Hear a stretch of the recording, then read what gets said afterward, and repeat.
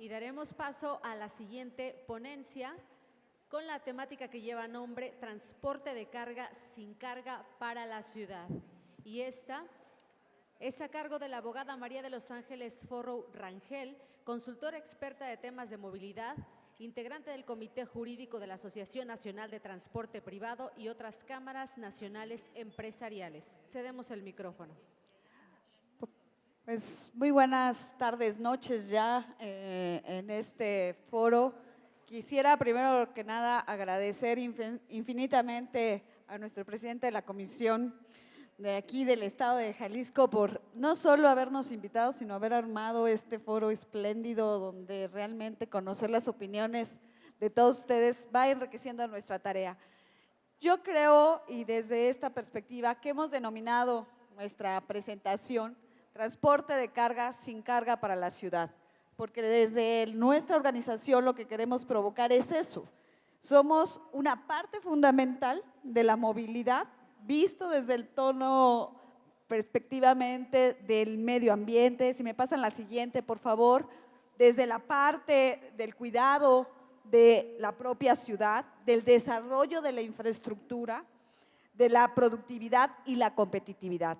Aquí hay más de 130 empresas que hacen llegar sus bienes y servicios a todos los lugares, a todos los rincones, a todo el territorio nacional, y de ahí la gran preocupación de lo que yo quiero plantearles hoy. Yo quiero, bajo la que sigue por favor, bajo esa tesitura, pues señalar prácticamente que todo el 80% de la carga producida por las empresas es transportada por un servicio público federal. ¿Por qué? Porque tenemos distintos servicios de carga y distintos niveles de regulaciones a nivel federal, a nivel estatal y a nivel municipal. Y cada una de ellas juega precisamente un rol distinto. Nosotros somos o representamos a las empresas que contratan en la gran mayoría a transporte de carga que muchas veces está dando ese servicio. Muy pocas empresas de este nivel tienen sus propias flotillas, sino producen otro tipo de servicios que son desde ese sentido. Si me pasa la siguiente, por favor. Y de ahí quiero partir de un tema fundamental. ¿Cuáles son las mejores políticas públicas de integración para las ciudades y las zonas regionales? Cuando hablamos de movilidad, tenemos que partir precisamente de todo lo que va a estructurar el derecho humano, como ustedes bien lo apuntaban, de los distintos usuarios de la infraestructura urbana, desde el peatón hasta el motociclista, al ciclista, al ámbito del transporte público, del transporte podríamos decir de taxis y de esas plataformas que ustedes estaban discutiendo. Pero este no es un tema nuevo. Yo debo decirles, muchos de ustedes a lo mejor me conocen de otros temas que también he participado activamente en la vida política, pero realmente no, política. En este caso concreto, lo que yo les quiero decir es que llevamos discutiendo el tema del transporte, de cómo organizarlo, de cómo estructurarlo, pues yo creo que más de 40 o 50 años, y cada vez lo vemos de forma diferente. Pero muy recientemente, y celebro que hoy esté aquí Sedatu, porque es la primera vez que empezamos a ver el tema de movilidad en una integridad y en una estructuración nacional. ¿Por qué? Porque anteriormente todos absolutamente pues regulábamos como queríamos o como considerábamos que eran las mejores prácticas. Entonces, bajo esa tesitura es como es importante. Si me pasan la siguiente, la siguiente, por favor. Muchos de ustedes van a conocer esta pirámide invertida de sustentabilidad de la movilidad, donde vamos poniendo y jerarquizando cada uno de los elementos esenciales, ¿sí? Donde vemos las personas con movilidad, vemos a los usuarios de transporte no motorizado, donde vemos los ciclistas, donde vemos algunos otros mecanismos que ya se están poniendo en marcha, desde las patinetas que se mencionaban hace rato, el tema del transporte público, el tema de transporte de los pasajeros, el transporte de carga y, ¿por qué no decirlo?, el usuario del transporte privado, los automovilistas, los motociclistas, todos ellos juegan un rol importante.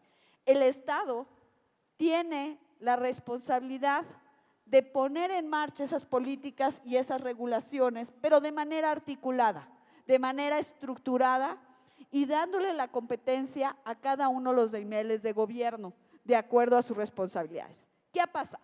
Tenemos dos conceptos, tránsito y movilidad.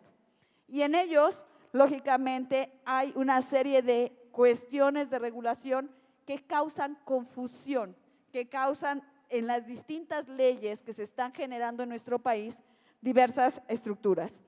En este caso ustedes lo podrán ver, tenemos en los estados ya 13 leyes de movilidad y tenemos 3 que se están discutiendo y que están en la elección. Pero, y en el ámbito federal tenemos la intención y hemos sido de aquellos promotores esenciales de que el Estado a nivel federal tome esa posibilidad de estructurar a qué le va a corresponder cada nivel regular y 2, cuál es el mínimo básico que todos los estados tuvieran que entender por esa distribución de la pirámide invertida y pudiéramos articular el esfuerzo. De ahí yo reconozco el trabajo que ustedes están haciendo, el trabajo que hoy están poniendo en la mesa, porque no va a ser fácil. Son muchos factores y elementos esenciales que van a tener que tomar en cuenta para tener una accesibilidad universal, una sustentabilidad, un respeto a los derechos humanos y una posibilidad de generar esa capacidad, esa facilidad y esa eficiencia por regular los aspectos esenciales de la movilidad. Y se van a encontrar con múltiples intereses, con múltiples acciones que todo mundo va a querer ponerles qué debe ser prioritario, a qué y en qué nivel lo van a regular. Y bajo esa tesitura les quiero poner un ejemplo para que vean lo complejo que es este tema de movilidad. ¿Sí? Nosotros tenemos una ley que se regulan y se han estado regulando todos los procedimientos de permisos y autorizaciones al transporte de carga. Y eso lo tenemos en cada nivel, dependiendo quién nos dé la concesión o el permiso que nos corresponda. Puede ser una ley a nivel federal, puede ser una ley a nivel estatal, pero de ahí se derivan los reglamentos municipales. ¿Y qué pasa bajo esto? Cada uno le pone las restricciones al transporte que consideran las que debe convenir a su municipio, a su entidad federativa, y bajo eso incluso la federación nos pone ciertos requisitos para otorgar permisos y autorizaciones. La Asociación Nacional de Transporte Privado ha visto en todo este esquema pues una serie de repercusiones a esas restricciones. ¿En qué sentido? En el sentido de que al momento de que nos ponen ciertas condiciones de horarios o ciertas condiciones de tránsito por determinadas vías, entendemos que pueden obedecer o no a ciertas consideraciones locales. Pero hay a veces un elemento que es donde se rompe precisamente este equilibrio, la discrecionalidad. Te limito el horario de carga y descarga en tales avenidas, sí y siempre y cuando no consigas un permiso que te puedo dar si pagas una determinada cantidad. ¿Qué estamos rompiendo? De acuerdo a la teoría del derecho administrativo, todo tiene un reflejo. Te pongo una restricción, te pongo una limitante, te puedo otorgar un permiso, pero bajo esa circunstancia tiene que estar totalmente delimitada, no puede ser discrecional. Si yo te la pongo discrecional, en ese momento estoy poniendo un ingrediente a la posible corrupción, a la posible capacidad de decir, entonces, porque sí lo entiendo conveniente, entonces te lo doy, y entonces no cuando considere que no es necesario. Entonces, no tengo un parámetro como ciudadano y rompo los esquemas esenciales de ello. Bajo esa tesitura, si seguimos, ¿Qué efectos tiene? Mi plantilla laboral la tengo que modificar por los horarios. En muchos casos hay inseguridad. Voy a trabajar de noche, voy a entregar de noche, pero los comercios no abren de noche. En un momento determinado hay una lucha de competitividad de las cadenas productivas. No es lo mismo una cadena tipo Walmart que una serie de distribuidores pequeños que requieren que sus mercancías también lleguen y tengan esa accesibilidad a esos productos. Hay costos extras y hay sin duda en ello. ¿Cuál es la sobreregulación en este caso específico? Primero, la restricción de horarios, el cobro de cuotas de paso para cruzar municipios. Si vas a pasar por municipio te voy a cobrar. Pago y solicitudes de permisos para circular, pero con más requisitos de los que incluso a nivel federal me piden y me pueden pedir otros más que pudieran ir hasta, oye, capacitación o determinados lineamientos que tienes que tener dentro de tus vehículos que no son los que me exigen a nivel federal y cobro de maniobras de carga y descarga, por poner algunos ejemplos de lo que pudiera ser la sobreregulación. Bajo esa tesitura, si me pasa la siguiente, voy a ponerles 3 casos o 3 ejemplos ya reales que han surgido en este tema. Nuevo León nos creó un reglamento de tránsito y vialidad metropolitano, donde los 13 municipios conurbados de Nuevo León se pusieron de acuerdo en las circunstancias que deberían regular el transporte de carga. Nos pusieron restricciones de horarios para circular, pago y solicitud de permisos para circular, una red troncal y un pago por maniobra de carga y descarga. ¿Dónde estaba la sobreregulación? En la excesiva características y elementos que pedían más allá de lo que en el propio permiso estatal o federal se estaba requiriendo. Entonces, yo tenía que tener una sobrecarga regulatoria, pero más aún tenía que pagar por esos permisos. Y eran, imagínense, hicimos un cálculo a través de un estudio que está totalmente disponible para ustedes en la página de internet de la propia asociación con expertos económicos, en donde se establecía que por cada chofer, por cada camión, por cada horario de carga y descarga y por cada vía utilizada había que pagar un permiso. Si el chofer se enfermaba ese día, ya ese permiso no valía porque era nominativo y por lo tanto tenía que volver a pagar. Y era un trámite que tenía que hacerse con días previos y solo tenía una validez de 30 días. El costo era excesivo, que llegaba a más de 2,000 millones de pesos, lo que esas sumas significaban esos permisos por los 13 municipios en la distribución. Entonces, también es importante verlo desde esa perspectiva. En el estado de Colima, lo mismo surgió en la Ley de Movilidad del Estado, en la pago y solicitud de permisos para circular, pero con condiciones de discrecionalidad, es decir, dependiendo de lo que la autoridad considerase aplicable en ese momento. Lo mismo sucedía en Veracruz, en la Secretaría de Seguridad Pública, con restricciones de horarios para circular. Y no es las limitantes que se pongan al horario, no son las limitantes de las vías, son las circunstancias que se deben considerar para la propia actividad económica con la conjunción del propio ciudadano y el gobierno. Me pasa la siguiente, por favor. Hoy por hoy, y esta es una muestra, actualmente tenemos 67 ciudades en 18 estados donde se cobra de 60 pesos hasta 36,000 pesos por un permiso de carga y descarga. Entonces, imagínense lo que esto puede significar. De ahí la necesidad de que en la próxima Ley General de Movilidad puedan establecerse parámetros para la regulación y coordinación de estos permisos.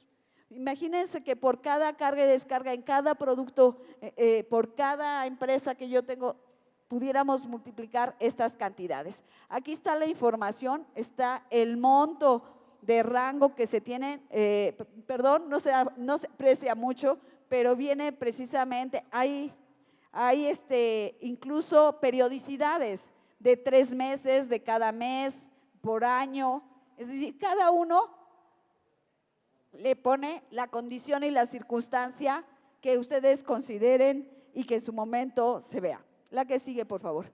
¿A qué nos queremos ver desde esta perspectiva? La movilidad, como lo dije hace un rato, es una conjunción de elementos de esa pirámide para generar claridad, generar regulación y generar efectividad en lo que significa la articulación de los distintos medios que requiere el ciudadano para poder estar en una ciudad, para poder estar en un lugar y tener accesibilidad a los productos.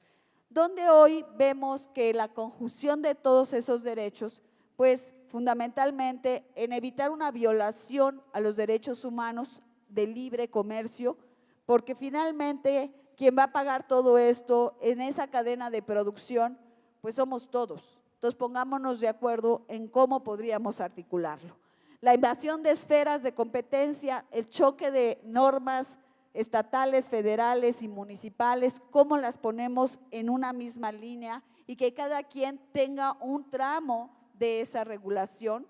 Y finalmente, como lo decía, nosotros creemos en la Ley General de Movilidad, en un instrumento que pueda darle a cada nivel de gobierno una claridad en sus atribuciones, en sus competencias y en su capacidad de regulación, pero de manera articulada en todo el país y donde el esfuerzo conjunto nos lleve a esa sustentabilidad. Hemos tenido recomendaciones de COFECE, como las vamos a ver más adelante, la que sigue por favor, y les pongo un ejemplo. Recientemente se otorgó en ese reglamento de Nuevo León, se le otorgó el segundo lugar al premio para identificar el obstáculo regulatorio más absurdo del país. Y fue ese. ¿Por qué? Por cómo estaba estructurada su regulación. También, en un momento importante, aquí les comentaría, es como la resolución de las barreras de competencia al servicio de transporte de carga. El estado de Sinaloa hizo que cualquier vehículo que entrara a su territorio tenía que contratar a transportistas del estado, y si no contrataba a transportistas del estado, tenía que pagar un impuesto.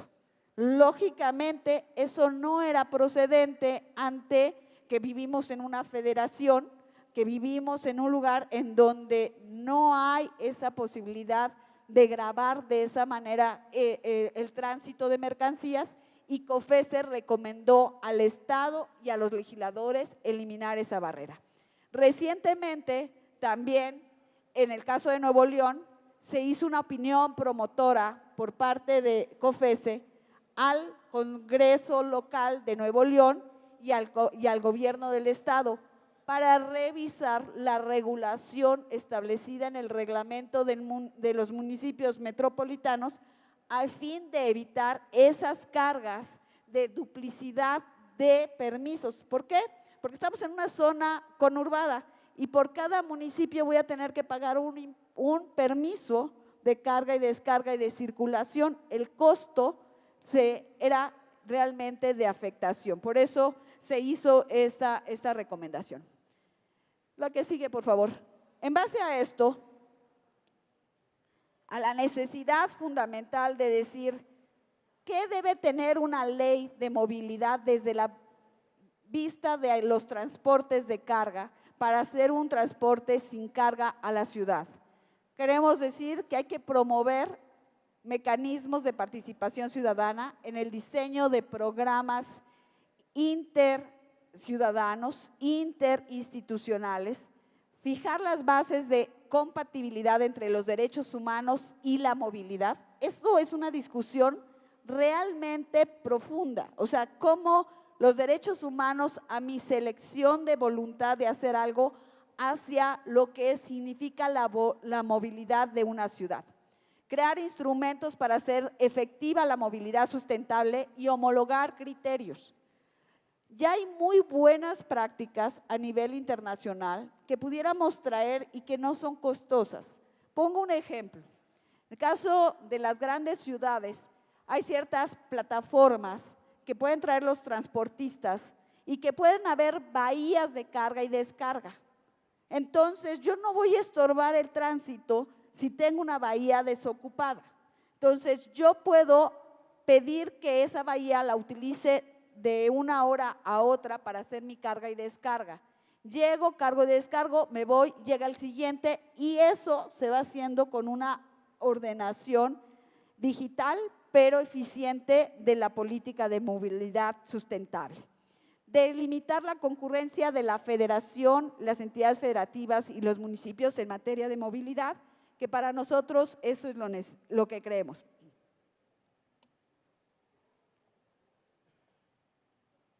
Se los prometo que ya voy a acabar para podernos ir a cenar, porque ahora sí ya se nos hizo tarde, pero yo quisiera decir cuáles son los desafíos de esa Ley General de Movilidad. El primero de ellos es cómo creamos una política de movilidad incluyente y clara en todo el territorio. Es decir, cómo juegan todos los factores, todos los actores y todos los escenarios en una nueva ley de movilidad. ¿Cuáles son las condiciones necesarias de una seguridad vial y una contención de la contaminación? Es decir, ¿dónde están los límites precisamente de ello? Y es una serie de estudios y análisis que se deben hacer para poder encontrar las mejores tecnologías, las mejores oportunidades de organización de la movilidad. Una inversión en la infraestructura. Yo les pongo un caso que se está viviendo ahora y que se está coordinando con el gobierno federal, la creación de paradores seguros para el transporte de carga. Y los transportistas dicen, nosotros queremos invertir en esos paradores. ¿Por qué? Porque es nuestra seguridad, es la posibilidad de hacer efectiva una movilidad adecuada y por eso estamos conscientes de ello. Evitar trámites que generen cuellos de botella innecesarios para liberar la carga, evitar la sobreregulación y las barreras regulatorias y establecer un marco normativo homogéneo, objetivo y sustentable y homologar los criterios de tránsito de movilidad que no vulneren los derechos humanos. Todo esto, desde la organización que represento, hemos estado trabajando y con todo gusto, si así nos lo permiten, podemos hacerles llegar ya algunos textos que tenemos de esas discusiones que hemos tenido con expertos, con especialistas, para que lo tengan como un elemento de lo que significa esta movilidad. La propuesta de ley general de movilidad que les queremos dar a conocer va desde una parte de establecer una política de movilidad con un programa nacional de movilidad, que exista compatibilidad entre los derechos humanos y la movilidad, plasmar criterios de diseños de políticas de movilidad sustentable y tener una distribución adecuada de competencias.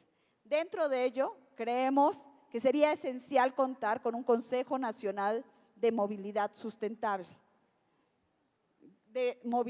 en donde puedan participar pues, los gobiernos estatales, los representantes municipales, los representantes de las principales universidades y centros de investigación especializados en transporte, los representantes y asociaciones de cámaras industriales y organizaciones de la sociedad civil.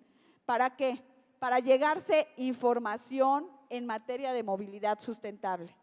Creo que algo que nos hace mucha falta es todo ese suministro de información, de generar una retroalimentación desde el usuario que puede ser un peatón, desde el que puede ser un ciclista, desde el que puede ser precisamente el que está en la vía pública todos los días, en el tránsito, en la dificultad de las carreteras y pronunciarse precisamente sobre el monto de los recursos que deben canalizarse a las obras de infraestructura en materia de movilidad sustentable y accesibilidad universal. Perdón que lo diga, y lo digo con mucho respeto. A veces en el tema de movilidad vamos hacia la ocurrencia de que vamos a generar ciertas vías o ciertos mecanismos para poder eficientar el transporte o las vías de comunicación. En muy pocas ocasiones tenemos elementos técnicos específicos avalados por realmente la sustancia para saber si allí debe ir un puente, debe ir una ciclovía, debe ir una parada de servicio público. ¿Y cómo lo hacemos? Simplemente por el requerimiento de perdón que lo mencione, a veces incluso la ocurrencia de que alguien diga, aquí ponemos esto, cuando no tenemos a veces o complicamos esa movilidad. De ahí la necesidad de tener este Consejo Nacional de Consulta y Asesoría en la materia. Y paralelamente a ello, y yo quiero de veras reconocer aquí la lucha de nuestro presidente que ha hecho sobre la Ley General de Seguridad Vial, que nosotros hemos querido impulsar y estamos realmente convencidos de este elemento, en donde también entendemos que hay muchos factores en donde debe haber planes de estudio, capacitación, educación vial, capacidad de articular todo el esfuerzo, movilidad, seguridad vial. Por eso entendemos que son dos leyes las que deben crearse y generarse. Las recomendaciones de la OCDE, que muchos de ustedes ya conocen, la que sigue, por favor. En este caso, lógicamente, hay que tener esos organismos de observación que ya se mencionaron aquí y que hemos impulsado como sociedad civil para poder tener esa participación activa de interlocutores de la sociedad respecto de qué y cómo debe hacerse y cómo generar una mayor cultura y una mayor necesidad. Para eso nosotros ponemos a su consideración la creación de ese observatorio de seguridad vial, como lo hay en muchos otros países, si me pasa la siguiente, y en donde es uno de los mejores elementos para impulsar, mejorar el tráfico, la seguridad vial, tanto en el ámbito urbano como en el interurbano. Es fundamental porque teniendo todo ese suministro es importante. La que sigue, por favor. Y esta propuesta de creación de un observatorio de seguridad vial también ya la hemos trabajado con expertos, donde hay esa vinculación con el sector social y privado, que se emitan sugerencias, opiniones técnicas para crear un programa de seguridad vial nacional y estatal y municipal, proponer la elaboración de investigaciones sobre las nuevas tecnologías, sobre las nuevas capacidades de todos y cada uno de los medios de movilidad e incluso para prevenir los propios accidentes viales. Formular recomendaciones de seguimiento y evaluar políticas públicas, proponer el otorgamiento de reconocimientos al sector público y privado y conocer y analizar los reclamos de los ciudadanos en temas de seguridad vial. Señores, termino simplemente con una última frase, señoras y señores. La idea de la movilidad no es restringir, sino ordenar con las mejores prácticas y la aplicación de una regulación desde nuestro punto de vista que sea armonizada, acorde y comprometida con el beneficio del país. Si nosotros logramos esto, habremos resuelto una problemática y un dilema que hemos visto desde hace muchos años y que aún no le encontramos cómo resolverla. Muchas gracias.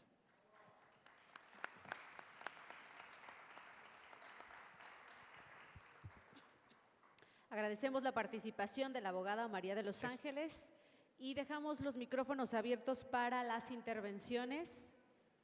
Colima, que mucho tiene que decir por el puerto, muchísimo, y después por allá el diputado. Ahí, aquí. Gracias, compañero diputado. En este tema, bien lo decía el compañero diputado Jonabat, pero quiero empezar más que nada lo que nos comentaba la ponente, el tema de las cuotas que se cobran por maniobras algunas ciudades, entre ellas Colima, que es un municipio, un área muy pequeña que se concentra en el centro, y los vehículos de carga pues generan ciertos daños a las vialidades, y esto de las cuotas pues es necesario para que los ayuntamientos puedan pues mejorar o adecuar este tipo de situaciones, porque de otra manera se obligaría al transportista o la empresa transportadora que a las afueras de la ciudad hiciera la maniobra de carga y descarga y métete con vehículos más apropiados, y es más costoso para las empresas, es una realidad. Entonces yo en ese punto sí, en el municipio de Colima no está regulado. Le comenté aquí a la compañera diputada Remedios que por favor le hiciera saber al alcalde que se puede, aquí lo voy a decir, proponer para que tengan ahí que cobrar por las maniobras, que se genera mucho daño en la ciudad. En la vinculación, en el derecho, los derechos humanos y la movilidad tiene que ir muy de la mano, porque también así como las empresas tienen derecho a crecer, a poder seguir generando las condiciones económicas y el empleo, pues también los ciudadanos tienen derecho a una vida, a un desarrollo humano sin tanta entorpecimiento en vialidades o con lo que genera este tipo de maniobras económicas. Entonces, en eso sí comparto que tenemos que armonizarlo mucho por el derecho que tienen los ciudadanos a una seguridad vial, por el derecho que tienen a un desarrollo humano sin tanta relación con estas cuestiones de manejo de las empresas en los municipios. En el tema de Colima, ahorita hace unos momentos comentaba con la diputada, la autopista ya atraviesa la ciudad completamente quedó inmersa. Entonces hay un tramo de varios kilómetros que deja de ser federal y entra a cargo del municipio. En unos 15, 20 días van a empezar las pláticas con el Congreso del Estado, del Gobierno del Estado, porque se va a hacer un nuevo libramiento de más de 1,500 millones de pesos que se van a invertir, tengo entendido, y van a sacar la autopista de la ciudad, ¿no? Pero yo he comentado, y en el tema del puerto de Manzanillo, entrándole ya ahí, el transporte de carga de doble remolque, yo considero que no es para el ciudadano lo más conveniente por el riesgo que se corre, y las pruebas las hemos sufrido en Colima. En el tramo carretero de Colima ha habido demasiados accidentes por desprendimiento de cajas de contenedores, donde han sido pérdidas de familias completas que han sufrido estos daños. Entonces, nosotros estamos trabajando para ver cómo vamos a poder, si no regular en ese cierto tipo de, hasta la competencia que abarquemos nosotros como Congreso del Estado, porque sí hay mucha exigencia de los ciudadanos en este tema. En el vecino país del norte no están autorizados los trailers de doble remolque. Aquí, vuelvo al tema que decía el gobernador del Estado en la mañana, hay muchos empresarios que tienen intereses políticos y no se ha permitido regular esto a nivel federal. Los trailers de doble remolque son un peligro en nuestras carreteras, eso es una realidad, no deben de permitirse. Esto les genera ahorro y mayor recurso económico para las empresas, pero no es justo que el ciudadano tenga que pagar con vidas humanas para que las empresas sigan teniendo más retribución económica. Eso yo considero, y el pueblo de Colima ha alzado la voz con nosotros, de que no quieren que por nuestras carreteras sigan circulando trailers con doble remolque. El puerto de Manzanillo, al grado que va caminando en el desarrollo económico, en manejo de contenedores, en algunos años más ya no va a ser un destino turístico, en algunos años más ya se va a querer convertir completamente en un desarrollo importante en materia de movimiento de contenedores, y si no tenemos un desarrollo armónico entre el puerto y la ciudad, esto va a colapsar como destino turístico. Hasta ahí mi intervención. ¿Una y una? ¿Sí? Ok. Una y responde y después, diputado. Nada más, muy rápido. El tiempo. Muy rápido. Primero que nada, nosotros no estamos en contra de la regulación y de la recaudación. Estamos en la necesidad de armonizar y de estructurar adecuadamente para evitar ambigüedad, discrecionalidad, dobles pagos y la duplicidad y confusión entre los distintos niveles. Entendemos que hay una serie de condiciones que se deben regular, por eso nosotros apostamos a ese piso mínimo de coordinación que se debe establecer desde la parte federal, estatal y municipal para llegar a una estructura de movilidad adecuada.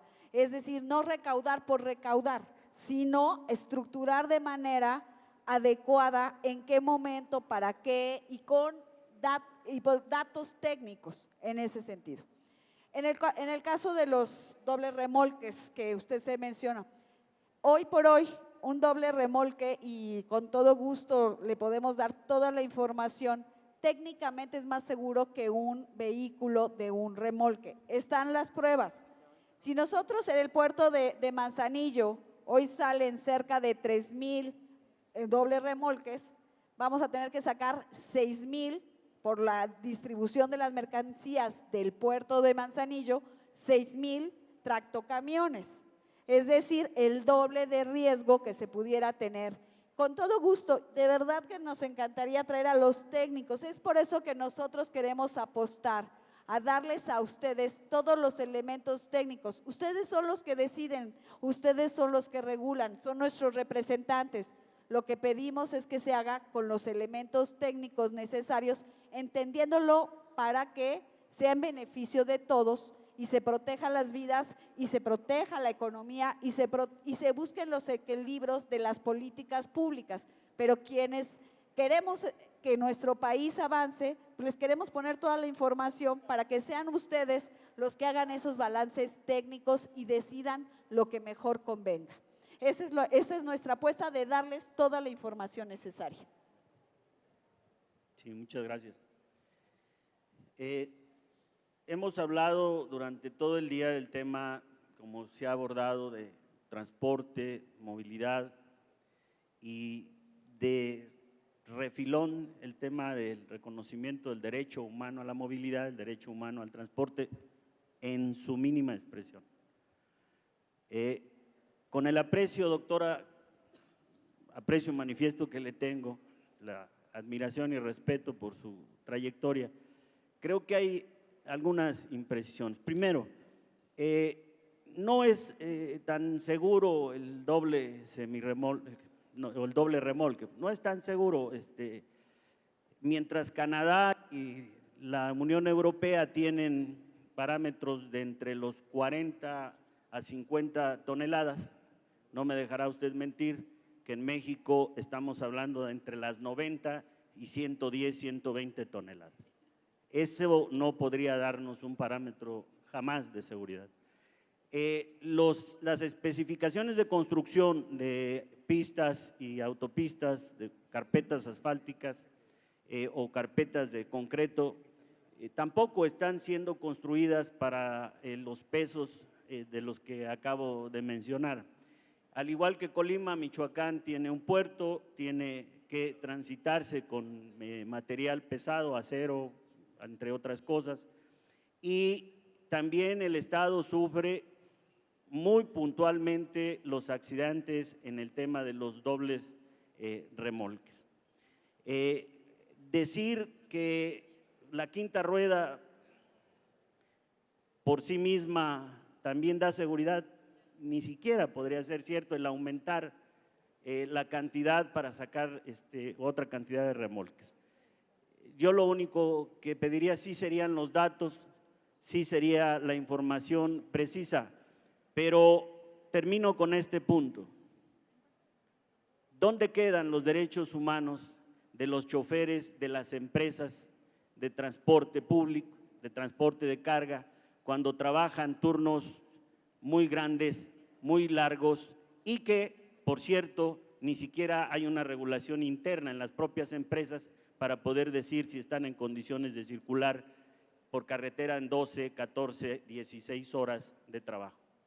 Tercero, ¿dónde están las regulaciones que se están pidiendo para que los municipios cedan las facultades del 115 constitucional? Me parece que esa es la intención de cómo transitar hacia una armonización. Tiene usted razón en la cita de Whitaker, cuando habla de derecho administrativo en las repercusiones. Muchas gracias.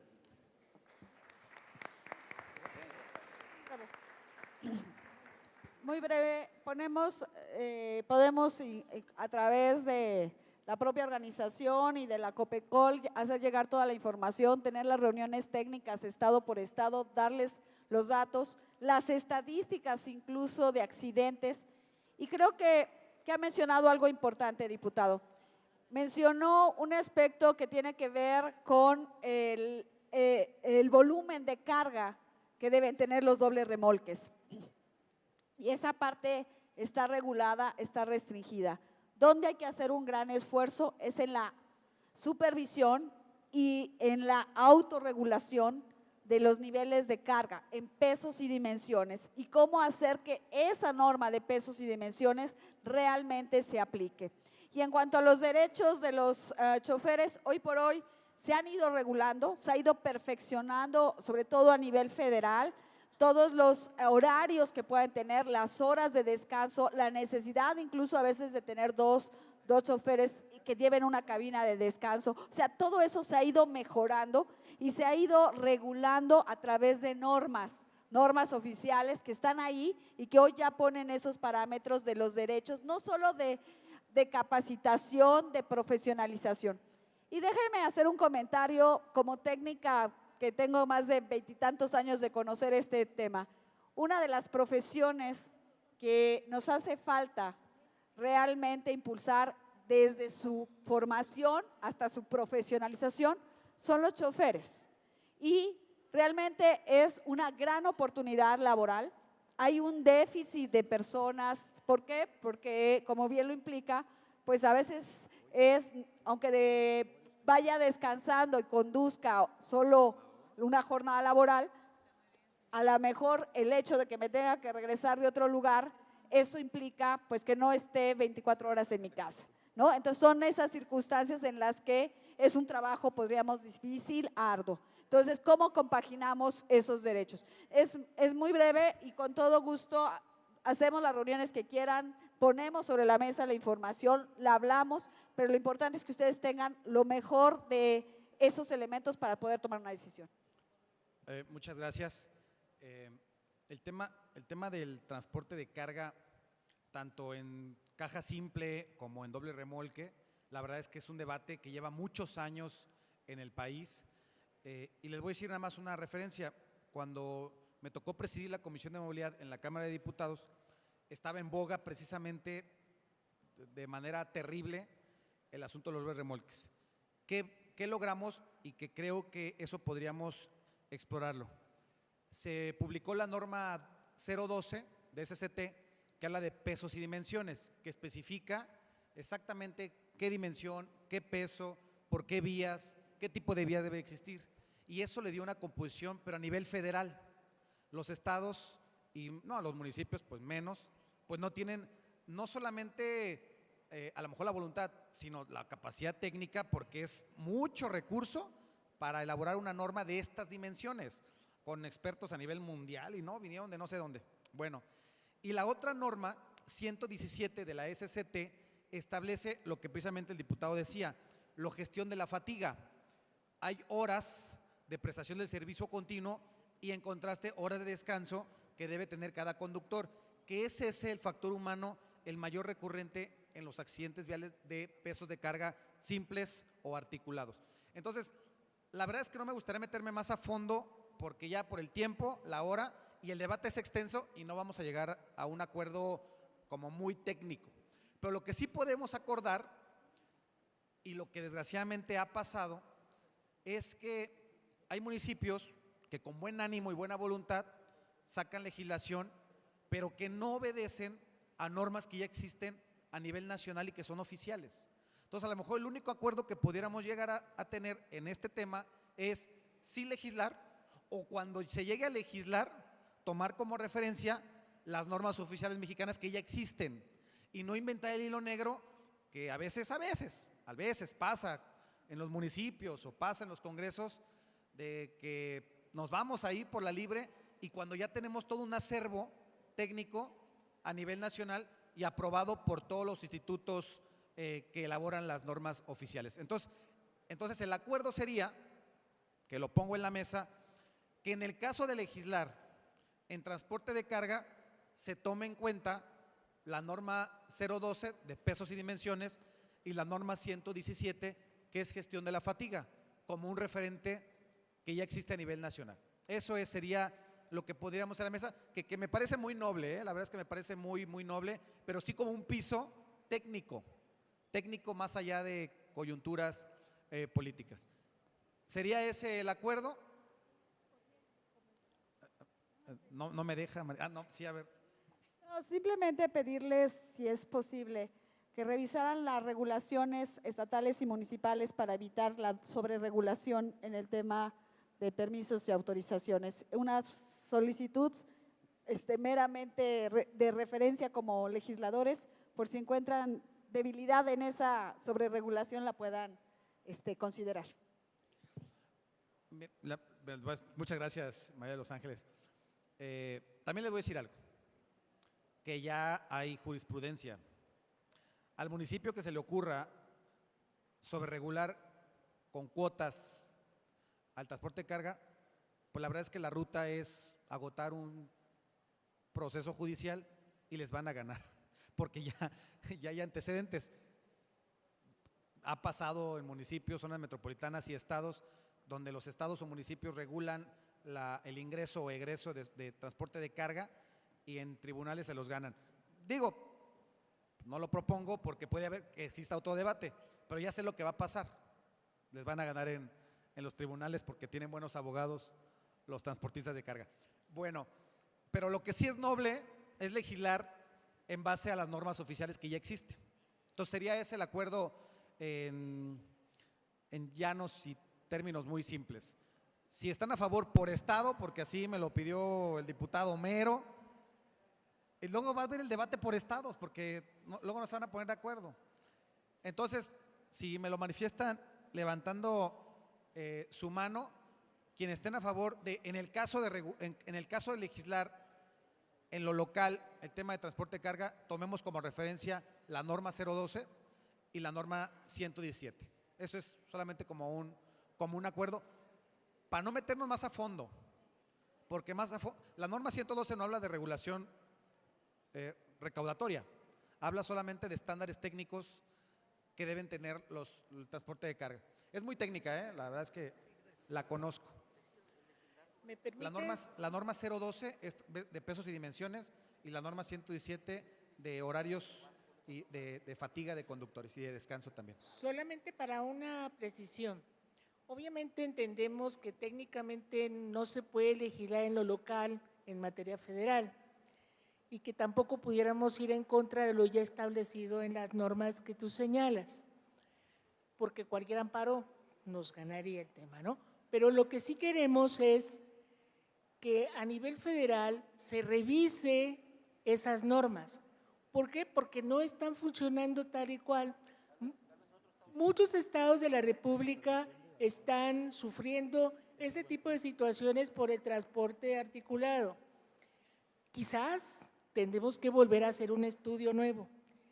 A lo mejor lo que ya existe ya nos está rebasando, porque todo todo evoluciona y tenemos que ir adaptando a los nuevos tiempos, por un lado. Y por otro, no tenemos que perder de vista que el centro de toda política de movilidad es el ser humano. Si no pensamos que el centro de toda política es el ser humano, pues estamos perdidos. Gracias. Muy de acuerdo. Y yo creo que nos pasa a todos. Legislamos lo más hermoso que queremos y que podemos, y en la aplicación todo se nos derrumba, ¿no? La desilusión.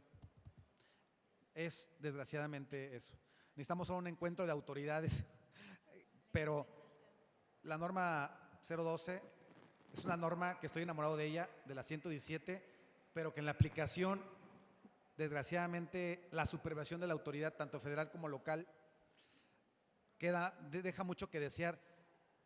Pero bueno, nuestro esfuerzo como legisladores tenemos que hacerlo, y espero que el otro poder que le toca aplicar la legislación, pues, ¿podemos incluir en el acuerdo también, diputada, si hay consenso de todos los diputados o de la mayoría, un llamado a la autoridad para el cumplimiento de las normas que ya existen, ¿eh? O sea, si también están de acuerdo y hay consenso, puede haber una conclusión de un llamado a las autoridades al cumplimiento de estas normas, que sí, la verdad, en la aplicación no pasa.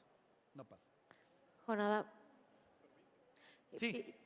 Entonces, vamos con el primero, que sería esa armonización obedeciendo las normas oficiales que ya existen mexicanas de la 117.012, sería el primer acuerdo. ¿Que está bien ese primer acuerdo? Y si me permites, Jonada, perdón. Jonada. Voy, nomás para… En proceso legislativo no se puede interrumpir la votación, Marisela. No, pues voy en el primer acuerdo. Y para ahorita poner el otro punto, Marisela me pide el uso de la voz. No, solo aprovechando si se va a agregar el revisar alguna cosa a nivel federal, un tema que no estoy segura, creo que no está incluido, es el tema de la visibilidad.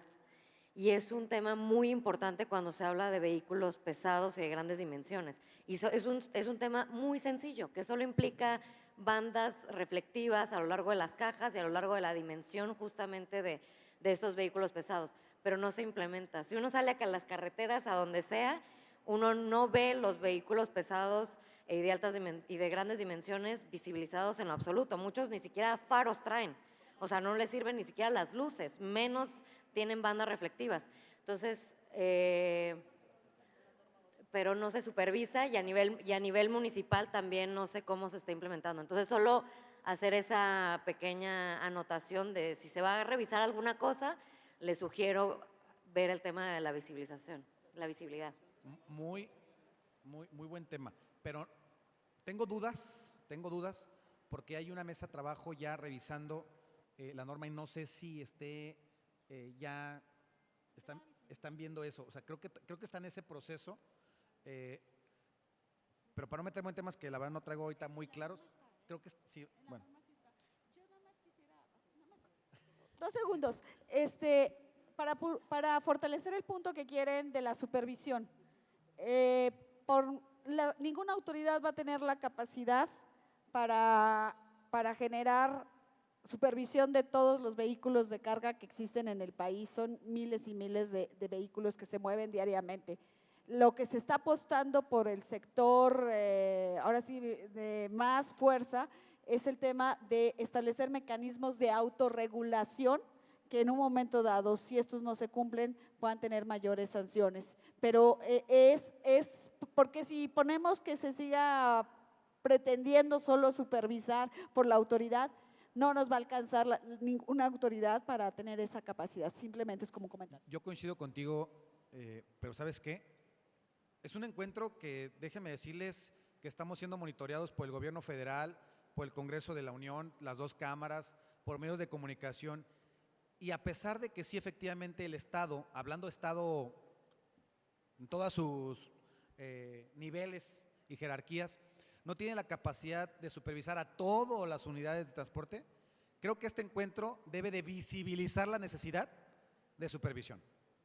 O sea, no pensar en, no se va a cumplir, ¿para qué? No, necesitamos visibilizar un problema. Y hoy la fuerza que tenemos al estar aquí reunidos visibiliza la situación crítica que vivimos para llamar la atención a la autoridad, al Estado. Entonces, creo que es importante visibilizar la urgencia de supervisar el cumplimiento de la norma, que sería el otro acuerdo. No sé si estén ustedes a favor de esa parte como segundo acuerdo de esta mesa. ¿Sí?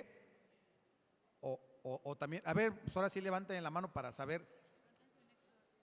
Sí, un punto final para llamar a la autoridad al cumplimiento de la supervisión de estas 2 normas. Muchas gracias. Ya el diputado Homero es el delegado de todo el Estado. ¿Qué digo de todo el Estado? Del sur de nuestro país. Entonces ya está ahí consensado. Bueno, tomamos los acuerdos. Invito a la diputada Roxana a que me haga el honor, por favor, de entregar el reconocimiento a la doctora María de los Ángeles Folmo, por favor.